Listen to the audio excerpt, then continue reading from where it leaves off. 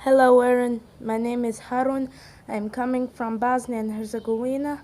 I have a problem with the heel flips, and the basic problem is I can't get the board in front of me.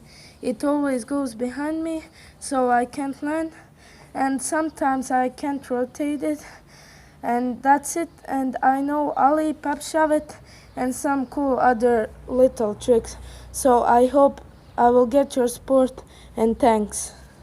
Hey man, so thank you so much for sending your video. I really do appreciate it.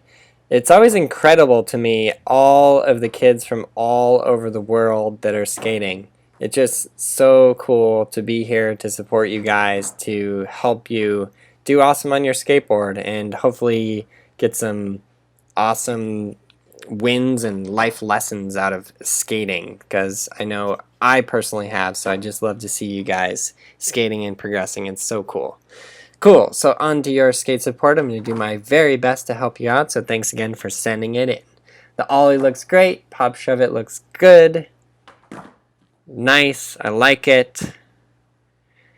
And what's next? We got a 180, front shove, straight onto the front shove, like a boss. You might do the frontside 180, but So now the heel flip. if you don't, yeah, it looks like you're going straight to the heel flip, which is fine, but definitely get the frontside and backside 180 down. I know it seems a little silly, like you're like, 180 is not part of a heel flip, and I just want a heel flip because it's coolest. But definitely it does help. It helps with your board control. It helps you to be able to get really good at putting that board wherever you want to, and that means right under your feet on a heel flip. Cool, so I recently have had a breakthrough on my own heel flips on this same exact problem, because I was running into this problem too, and I feel like I really did sort it out. So your back foot position looks good. It looks like it is where I show you how to do it. So that was it. I hope I will get your support, and thanks. Cool, and your front foot position looks pretty good as well. And let's watch the direction of your flick. Boom, a little bit down with your front foot. I mean, more than a little bit down. It was pretty down with your front foot. So we need to sort out the direction of your flick as well. So instead of that foot kicking down like that, it's kicking more out. But I don't even think that's the main problem with your heel flip. I think it is the way you're leaning and you're bending over before you pop. So check out my foot position. It's very similar to yours. The only difference with the flick is right here. Notice as my foot comes up, it's almost like an ollie, like I almost ollie off the edge, and then right at the end I pop that ankle, and with my heel it then pops up. But notice my foot kicks up. It's almost like if you're standing there and you're going to do like a side kick. For any of you guys who have taken karate or taekwondo or anything like that, you're doing a side kick, but instead of kicking the person in the shins, which would be down, you're kicking them in the chest, which would be up.